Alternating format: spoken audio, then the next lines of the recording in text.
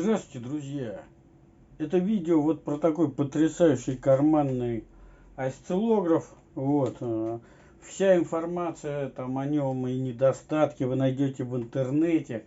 На самом деле это потрясающее устройство. Конечно, поскольку это цифровой, да, запоминающий осциллограф, у него есть некоторое там время задержки на то, как он выводит данные.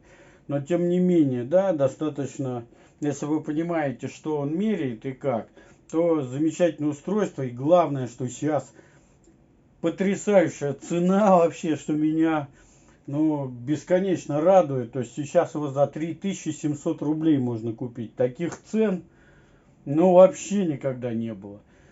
И я работаю им уже больше года и в общем доволен. Спасибо за внимание.